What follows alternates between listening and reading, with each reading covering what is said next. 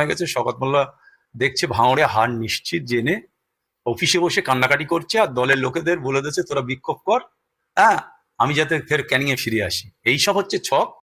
বারুলকে মানছি না, আমাদের ঘরের ছেলে, আমাদের নয়নের মণি শওকত মোল্লাকে আমরা ঘরে ফিরিয়ে নিতে চাই, নাহলে আমরা জীবন দিয়ে দেবো। বারুলকে আমরা ক্যানিং পূর্বে আমুল গুলাতে দেবো না। দিদির কাছে, দিদি আমাদের মা, মায়ের কাছে হাত জোড় করে আমরা পায়ে প্রণাম করে বলছি, যুব সমাজের আইকন অভিষেক বন্দ্যোপাধ্যায়ের কাছে আমরা পায়ে হাতে প্রণাম করে বলছি, আমাদের ঘরের ছেলে, আমাদের দাদাকে আমাদের ক্যানিং পূর্বে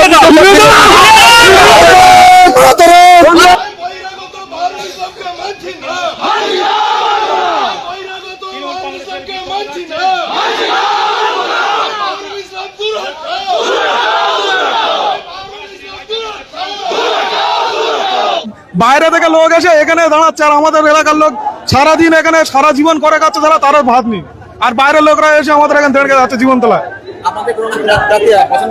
আমাদের প্রার্থী পছন্দ, আমাদের এলাকার লোক নেই, আমাদের কি করে পছন্দ হবে? আমরা তো আমাদের এলাকার লোকই দেখতে চাই। শওকত মোল্লাকে আমরা দেখতে চাই, দালাল বারুলকে আমরা দেখতে চাই না। ও আইএসএফ এর দালাল, বারুল হচ্ছে আইএসএফ এর দালাল, আইএসএফ এর জীবন তোলায়। আমাদের নয়নের প্রিয় শওকত মোল্লা মহাশয়কে আমরা প্রাণ প্রিয় বিধায়ক শওকত মোল্লাকে আমরা ক্যানিং। আমি বুঝতে পারছি যে দীর্ঘদিন ধরে দেখো দলের স্বার্থে অনেক কিছু দল অনেক ডিসিশন নেয়, এবং আজকে আমি সন্ধ্যা থেকেই যেভাবে এইগুলো ফেস করছি, যেভাবে বিষয়গুলো ফেস করছি আমি বুঝতে পারছি গ্রামের মহিলারাও পর্যন্ত অনেকেই রোজায় মানে সন্ধ্যাবেলাও কিছু খাইনি।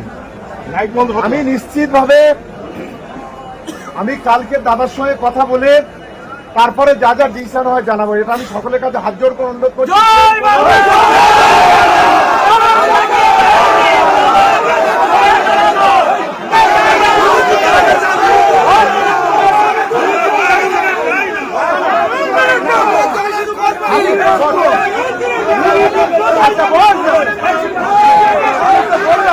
বহিরাগত কোন লোক প্রার্থীকে আমরা চাই না, আমরা ঘরের ছেলে আমাদের শওকত মোল্লাকে চাই। তার জন্য আমরা যা করলে হয় আমরা করবো, আমরা যা দিতে হয় আমরা যা যেখানে আমরা সেখানে।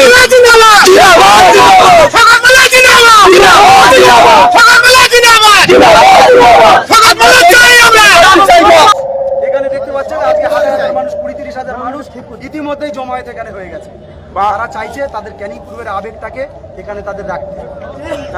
বিগত দিনে কাজ করেছে ভাঙড়ে, গোটা 2.5-3 বছর ধরে এমএলএ সাহেব ক্যানিং পূর্বে ভাঙড়ে তৃণমূল কংগ্রেসকে মজবুত করেছে, সেই হিসেবে তারা টিকিট দিয়েছে। অবশ্যই দল সেখানে মজবুত করেছে, দলের সিদ্ধান্তকে আমরা সাধুবাদ জানাই। কিন্তু ক্যানিং পূর্বের ক্ষেত্রে এই নোংরামিটা কেন? ক্যানিং পূর্বের আবেগের গড়ায় কেন ছুরি চালানো হলো? আমরা এখনো বলছি বারুল প্রসঙ্গে সে এখানে ক্যানিং পূর্বে যাকে দাঁড় করানো, যাকে ক্যান্ডিডেট ঘোষণা করা হয়েছে, তার প্রসঙ্গে দলের কাছে ভুল বার্তা দিয়ে এটা করানো হয়েছে।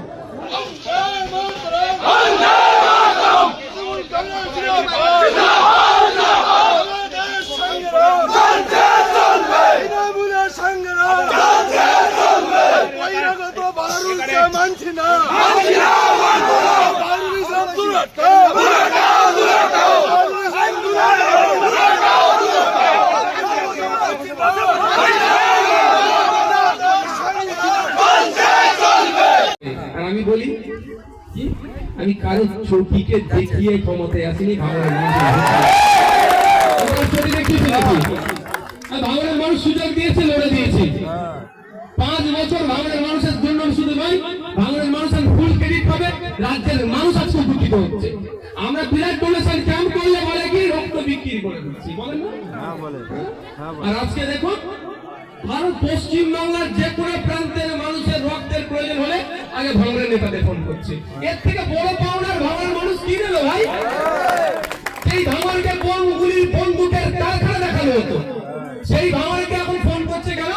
যে ভাঙড়ের নেতাদেরকে ফোন করি, আমার পরিবারের কার রক্তের প্রয়োজন আছে, অন্তত তারা রক্ত দিয়ে ওদের পরিবারের মানুষটাকে সুস্থ করে তুলবে। এই ভাঙড়কে ওরা পছন্দ করছে না। কথায় আছে কি জানেন, অন্ধকারের জগৎ, অন্ধকার জগতের প্রাণী আলোকে পছন্দ করে না। আমরা ভাঙড়কে আলোকিত করতে চাইছি, ওই জন্য ওদের অসুবিধা হয়ে যাচ্ছে। বন্ধুগণ, ভোট ঘোষণা হয়েছে, যথারীতি পার্টি কাকে মনোনয়ন দেবে, কন্টেস্ট হবে।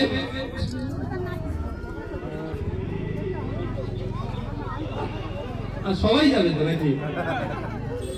আচ্ছা, কমিটির ছেলে একটু বড় চেষ্টা যখন হচ্ছে একটু হাত লাগাতে হবে। আমি 2 মিনিট 3 মিনিটের মধ্যে শেষ করে দিই। বাকি সবাই যে হাত লাগাতে হবে, একটা যখন খাবে নিজেকেও কাজ করতে হবে। কি গো ভাই, নিজেরটা নিজেকে বুঝে নিতে হবে। শুধু এতটুকুই বলবো, ঠান্ডা মাথায় চলুন। 2021 সালে কি বলেছিল, যদি আপনাদের বলতে লাগবে না, বিজেপি চলে আসবে, এনআরসি সিএ ভোট তাড়িয়ে দেবে বলে ভোটটা ভাগ করে নিয়েছিল। আর বিজেপি কি বলেছিল, ক্ষমতায় নিয়ে আসো, সবাইকে তাড়িয়ে দেবো বলেছিল তো। আর আমি কি বলেছিলাম, অমিত শাহ মোদীজি কেন 14 পুরুষের ক্ষমতা নেই কোন ভারতীয়কে দেশ থেকে তাড়াবার, আর মুসলমানকে দেশ থেকে তাড়াবার বলেছিলাম। আপনারা জানেন মালদায় আমির শেখ নামে একটি ছেলেকে তেল অর্ডার দিয়ে বাংলাদেশে ফেলে দিয়েছিল। আমি চুপচাপ লক্ষ্য করছিলাম তৃণমূলের নেতারা কি করে দেখবো, দেখি কারো কোনো উচ্চ বাচ্চ নাই। আমি একদিন ওর বাড়িতে হাজির হয়ে যাই। যেই দিন ওর বাড়িতে হাজির হয়েছি, তারপরের দিন তৃণমূলের নেতারা ওকে নিয়েছে কলকাতা, ওর পরিবারের লোককে নিয়েছে কলকাতা হাইকোর্টে মামলা করলো। 1 সপ্তাহের মধ্যে বাড়িতে চলে আসলো। এই হচ্ছে পাওয়ার। কেন বারবার আমরা বলছি, কেন বারবার বলছি, দুটো উদাহরণ দিচ্ছি। একটা হচ্ছে সুজাপুর। সুজাপুরে 1 লক্ষ, প্রায় 1.5 লক্ষের কাছাকাছি ভোটারের নাম বাদ অ্যাডজুডিকেশন, ওখানে তৃণমূলের বিধায়ক। আর ভাঙড়ে মাত্র 11,500। কারণ কি, এখানে সংযুক্ত মোর্চা তথা খামচিহ্ন বিধায়ক আছে, ভালো করে জানে, কিন্তু ছেড়ে কথা বলবে না। আর এটাও আপনাদের বলছি, যেহেতু কোর্টে আমি গিয়েছি, ওটা লড়াই লড়বো, আর সুপ্রিম কোর্ট একটা অর্ডার দিয়েছে, সে আমি তাকে সম্মান জানিয়ে বলছি 11,500 হয়েছে। সে কথা আমি আমার লড়াইয়ের জায়গা থেকে কতটা কি করতে পারছি সেটাও দেখিয়ে দেবো আপনাদের, মিলিয়ে দেখে নেবেন রাজ পলিটিক্যাল পাওয়ারটা কেন দরকার। বন্ধুগণ, চোখ কান খুলে চলতে হবে। ভোট ঘোষণা হয়েছে, আমি একটা কথা বলেছিলাম, কি বলুন তো, আমি 5 বছরে কি করেছি না করেছি, ভোট শেষের শেষে ওই বাড়ি বাড়ি খামে ভরে পাঠিয়ে দেবো, নাহলে বুথে বুথে বড় বড় ব্যানার করে টাঙিয়ে দেবো। ঠিক আছে? এখন ভোট ঘোষণা হলো, আমাদের তো ঈদের পরে মোটটা আসবে, তাই না ভাই? মনে আছে? এখন মোট নেন, ঈদের মোট, ঈদের পর থেকে এবার হচ্ছে ভোটের ঘুরে আসবো। ধৈর্য হারানো হবে না, যেটা বলবো সেটা করে দেখাবো, এবং এটা আপনাদের প্রমাণ দিয়ে দেবো কতটুকু করতে পেরেছি আর কতটা করতে পেরেছি। শুধু একটা উদাহরণ দেব, পশ্চিমবাংলার বিধানসভায় এই বছরে 4,000 মতো কোশ্চেন জমা পড়েছিল। কত? 4,000 মতো। ভাঙড়ের বিধায়কের ওখানে প্রায় 450 কোশ্চেন জমা দিয়েছে। মেনশন পশ্চিমবাংলা বিধানসভায় 250 মতো এবার হয়েছিল। 5 বছরে 250 মতো মেনশন হয়েছিল। ভাঙড়ের বিধায়কের 56টা মেনশন দেওয়া হচ্ছে ওখানে। বুঝতে পারছেন কেন আমার উপর এত রাগ? আমাকে পেন দিলে তো পেন ভেঙে ফেলবো না।